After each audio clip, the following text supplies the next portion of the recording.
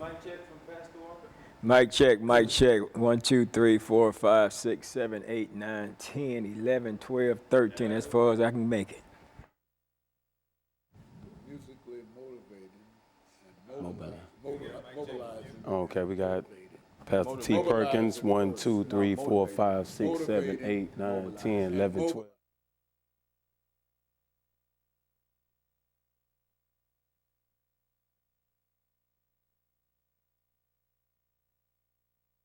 Y'all can talk about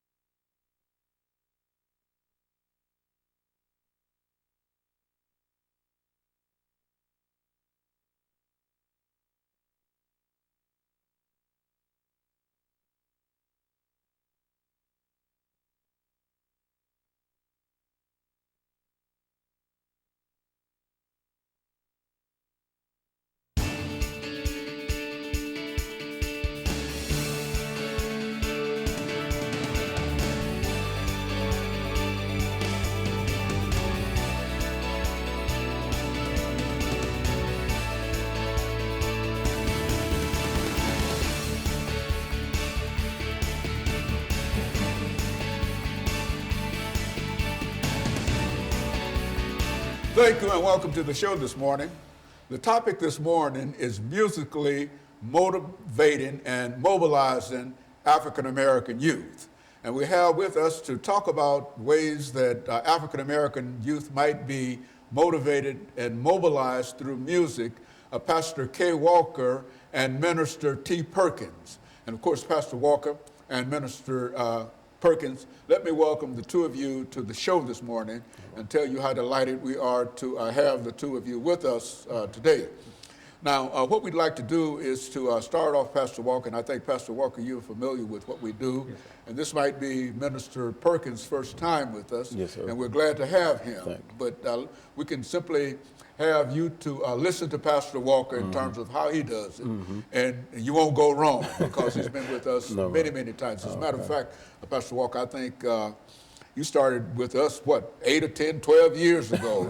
Actually, about 18 years 18 years ago, see? And so I think our audience is quite familiar with you. And so what we'll do is to have Pastor Walker to tell us about his background, education, and some of his experiences. And you can do the same thing in reference to your background, education, and some of your experiences. And if you take about 2.5 or 3 minutes to do that, then we'll be able to get out of that first segment, which is 6 minutes. And then we'll have a commercial break, and then we'll come back with an 8-minute segment and a 10-minute segment after that, and then we'll be able to wrap up the show for today. And so, Pastor Walker, let's start off with you. And Minister Perkins, you can listen to Pastor Walker the way he does it and know that you're doing it right. All right. Okay. And so, Pastor Walker, let's have you to give us some information about your background, your education, and some of your experiences.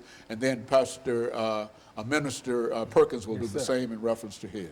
Well, good morning, Dr. Haney. Thanks again for having me on the show. It has been, we have a long run together on this show. I think we started back in around 1999 or early 2000, for sure, taping. And it's been a pleasure over the years to be in your presence. You know, we all know your work you've done in the community and through getting the information out, you know, on the airwaves and stuff. Again, I'm Pastor KWalker. I'm currently the associate pastor at Fairfield Missionary Baptist Church under senior pastor Howard Jones Jr., who's a cousin of mine. And let me throw this in here too, also running for the 19th District Senate seat. We know Jones. Throw that in. Yes, sir. And he's a great man, of course. And I've been in Nashville, born and raised in Nashville. The two good parents that taught me the right way, that I didn't take the information and went the wrong way. Ended up, of course, getting in trouble at an early age, getting kicked out of all the public school systems in Nashville, Tennessee. Ended up doing crimes, shooting people and stuff like that. Ended up incarcerated in the state prison system. This is after I went into the military to avoid doing jail time. I went into the United States Navy, stayed there like 19 months and everything. Got out with an honorable discharge, went to OIC, got a GED, and from there, spent a little time at Tennessee State University. I had a desire to become a fashion designer, but my heroin addiction did not allow that.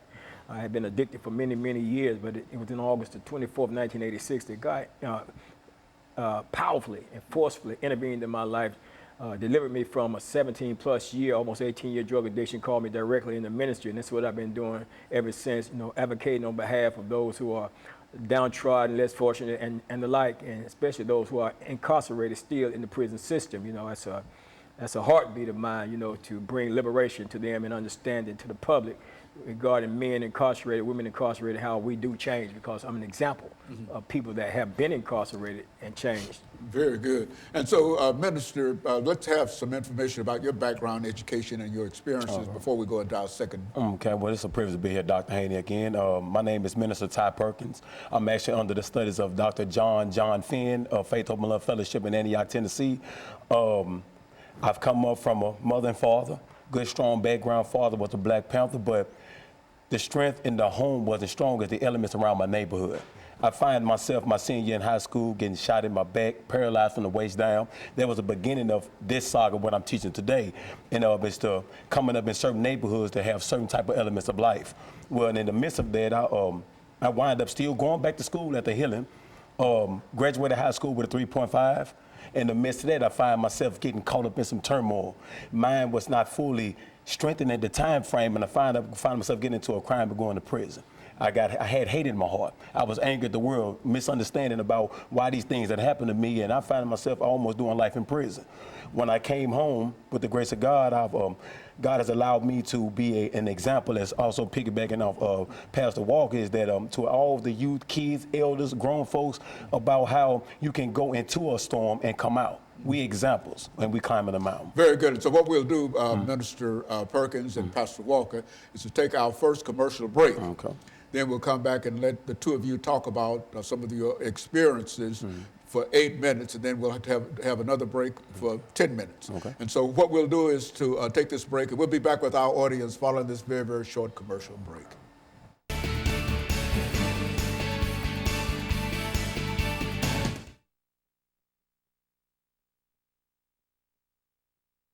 Pick up with you, and you know the topic, and just start off, and we've got 8 minutes. Okay. Talk for about 2 minutes. Okay.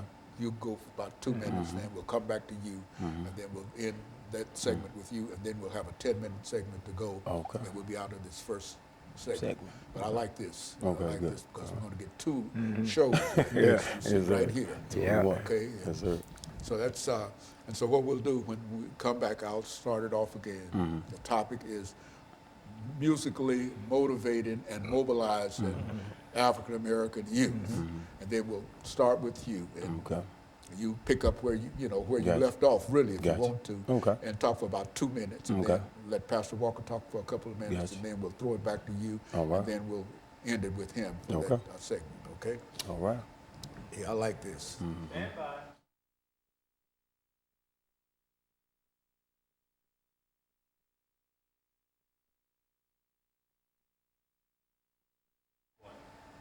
Thank you, and welcome back to the second segment of the show for today. We're talking to Pastor KWalker and Minister T. Perkins about ways that African American youth might be motivated and mobilized through music.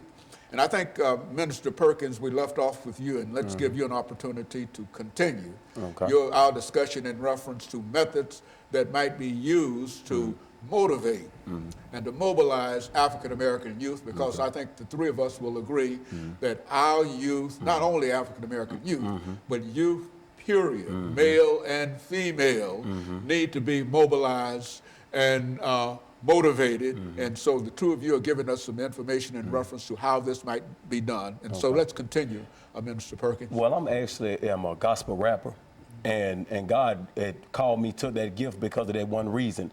And to just be brief about it, it's basically like today these kids are destroyed because of lack of knowledge. They don't understand who they are and whose they are. They don't understand their purpose and no one to direct them into their path. Well, this music that I call gospel rap is a way of enlightening them on how to be able to, it's instructions. And it's basically to be able to relate to them without compromising. And it's also to give them a language that they speak in. People ask me all the time, what is gospel rap? Let's put it like this. The word of God is spiritual food, okay, right? So that means that with spiritual food, some people like certain seasoning on their food. Well, I'm that certain type of seasoning for these kids to eat. Some people don't like Chinese food, some people don't like Mexican food. At the same way, when it comes down to the word of God, there's a certain way that drafts to certain people. You know, Paul said in the Bible that I became as all things, by all means I might save some. So this is a tool and a way to relate to them and give them the food that they need. Very good. And Pastor Walker, you've been involved with this for a long time. Yes, I have, Dr. Haney, and I understand, when you talk about musically motivating and mobilizing, when we say musically, because music plays a heavy influence in all areas of life. It's music. People hear music. People respond to music. And what's happening now, back in my generation coming up, I was out there when I was out there in the street, when I was hustling and I was doing my thing out there in the street. There was still a music coming up in my generation that was encouraging, motivating, empowering music. And because James Brown was screaming out, "Say it loud, I'm black and I'm proud," and Harold Melvin and them telling them, "Wake up, everybody, no more sleeping in bed," So we getting some music. And Marvin, he kicking his lyrics out there, inner city blues, All of this was encouraging music. It was opening our eyes to what was really going on. And then here comes the blaxploitation movies. They brought that in. They put Superfly out there. They put the Mac out there across 110th Street, and all these different types of movies that were designed to infiltrate our mindset back then. And so that worked to a particular sense, but at the same time, those movies out there, James was still screaming out, "Say it loud, I'm black and I'm proud." So the music, which is over the radio, which gets more listeners than the movie theaters, was having a more greater effect. So they had to come up with another plan.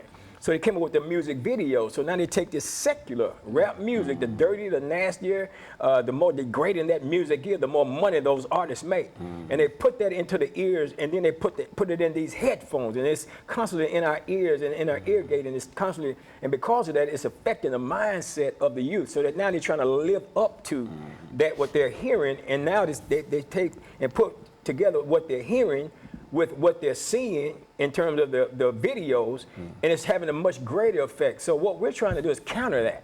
See, it's about, the beat attracts. The lyrics change and encourage and fulfills, and that's what this gospel rap is all about. They put the beat out there. I don't do no rap, you know what I'm saying? Sometimes I can't understand. I listen to gospel rap because I got some CDs.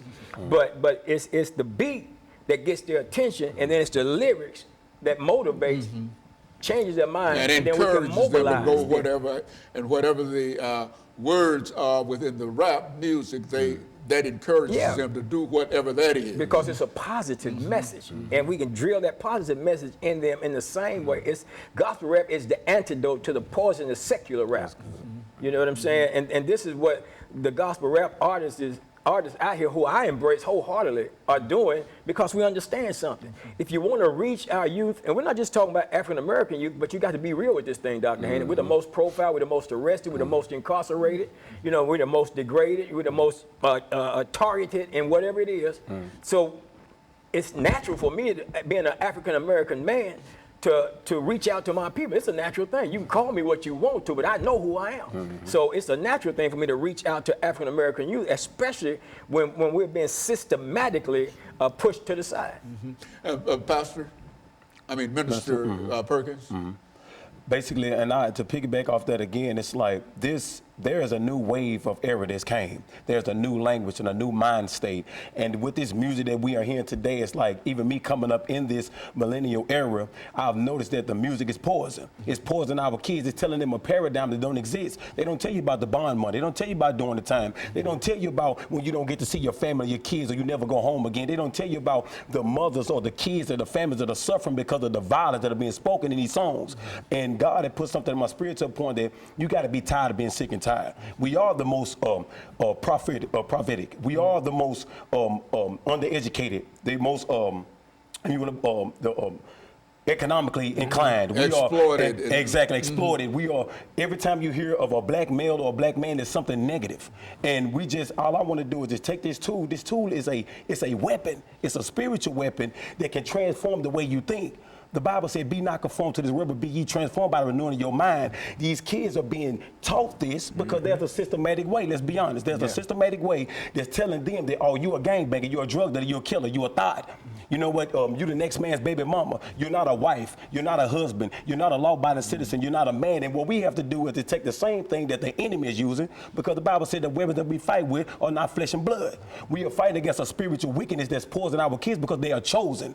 These African-American kids are chosen by God. See, we're really not telling the truth. These are chosen, appointed kids by God, and the wrath of God is on the children of disobedience. So if I can put, the devil can put a seed in their mind and tell them that they're not who God wants them to be, then they're going to portray it. So what we're here to do is to take that same language that the devil used to pull them away, and we're going to take that same language and bring them back to God. And so, Pastor, you think that this is a very, very important method whereby we might be able to reach out to some of our youth, because there is a need to do that. It is. I mean, it's the most effective tool that God has put into play that's designed to pull the youth back away from the